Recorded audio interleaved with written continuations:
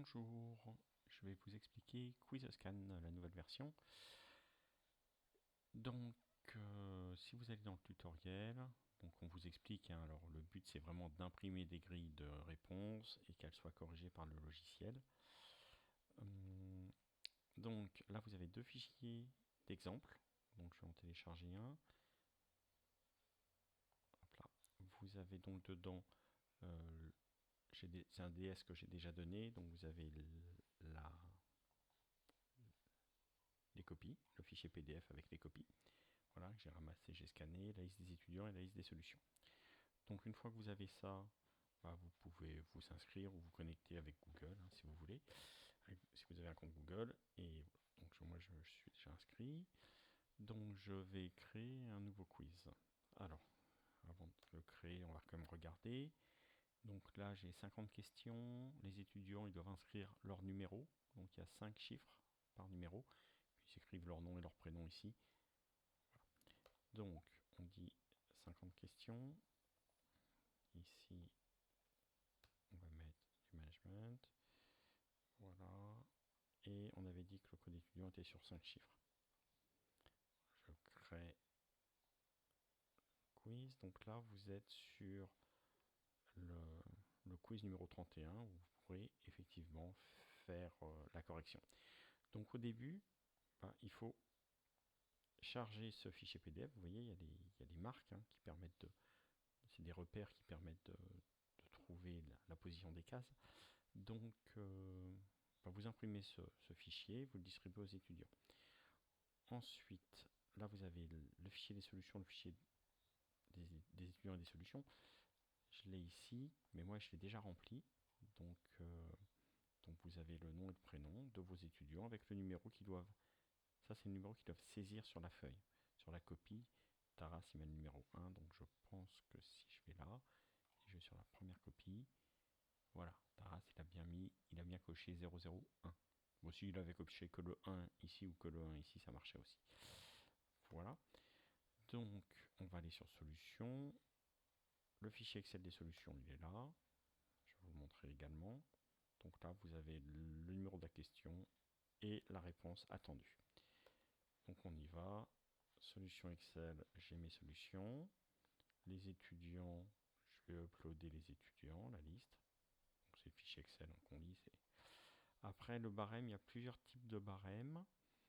Le plus simple, en fait, c'est d'afficher le barème et puis là, de voir la solution attendue. Par exemple, vous attendez 1, puis vous tapez là-dessus, donc vous avez faux. Donc là, c'est 0. Si vous avez juste, là, c'est juste, c'est 1. Et si c'est vide, voilà. Donc là, par exemple, admettons qu'on enlève 3 points, 0,3 points quand c'est faux. On met 1 point quand c'est juste et 0 quand c'est vide. Donc quand c'est faux, il aura moins 0,3. Quand il aura juste, il aura plus 1 point. Et quand c'est vide, il aura 0 point.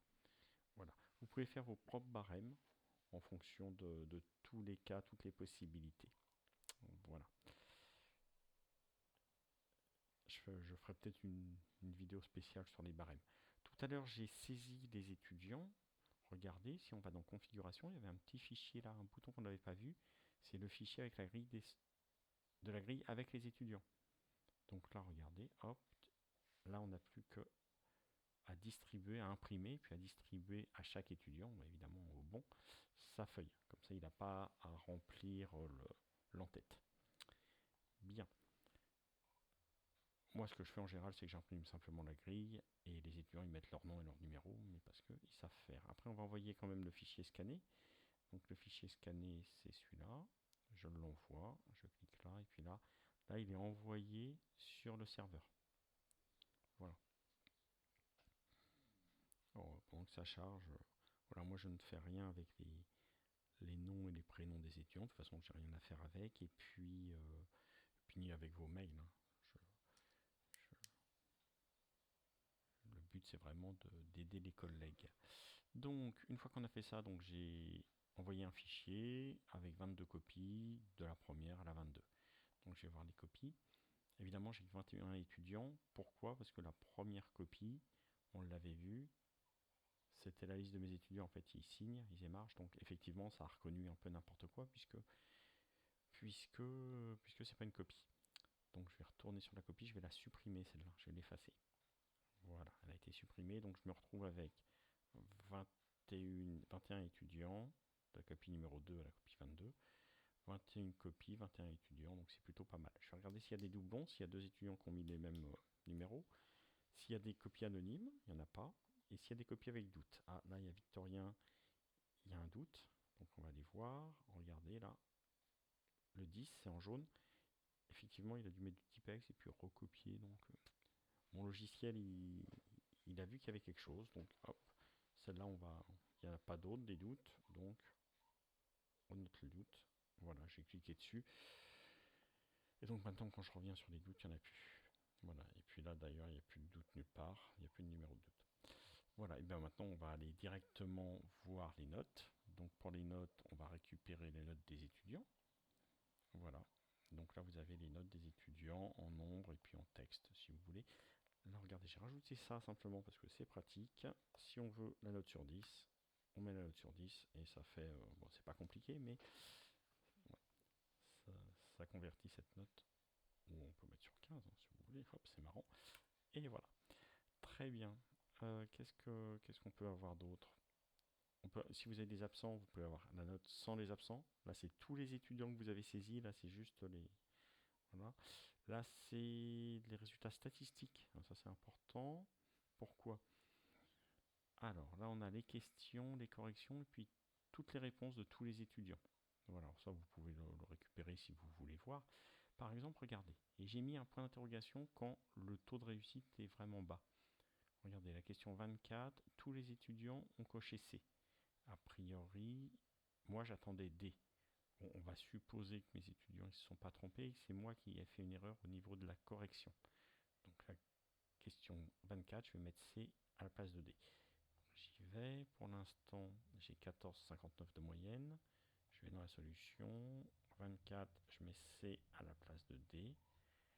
Et j'ai monté de plus d'un point, forcément, puisque là j'enlevais des points. Donc, je reviens sur mes notes. Je reviens sur les stats. Voilà. Donc le C, là, c'est bon. Là, je vois aussi, moi, j'attendais une seule réponse par étudiant.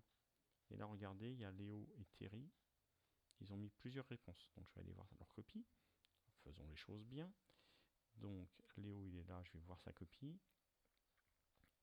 Donc, effectivement, là, par exemple, ou là, il a coché 2 fois, 3 fois. Mais c'est vraiment ce qu'il voulait faire. Donc, je vais le laisser. Hein. Il n'y a pas de doute. Et je vais revoir aussi, je crois que c'était Terry qui est là. Hop, je vais voir sa copie. Alors lui, c'est qu'il n'avait pas de typex, je pense. Donc il a vraiment barré. Donc allez, on va faire un petit effort. Et regardez, au fur et à mesure, voilà, quand on met, ça met moins de 0,3. Et donc là, il a effectivement gagné 1,3 points d'un seul coup. Ce qui va augmenter sa note considérablement. Là, je vais le décaler. Mais là, il avait faux. De toute façon, dans les 3 cas, il avait faux. Voilà. Donc là, je vais retourner voir les notes. Et je vais récupérer les notes, les dernières, corrigées. Donc là, voilà, j'ai les bonnes notes. Alors ça, c'est juste pour m'amuser. Il y a des profs qui veulent fixer la moyenne et fixer l'écart type. Bon, si ça vous plaît, pourquoi pas. Bon, c'était juste amusant. Là, on peut aussi ajuster, voilà, récupérer le fichier Excel de ça. Et voilà, et donc là, vous avez à nouveau... Bon, là, j'ai fait une moyenne de... Hop, admettons qu'on mette l'écart type à 16 et puis la moyenne à 16 et puis l'écart type à 2. Et voilà, là, vous avez le tableau. Je m'étais un petit peu amusé donc sous Excel à faire ça. Juste pour...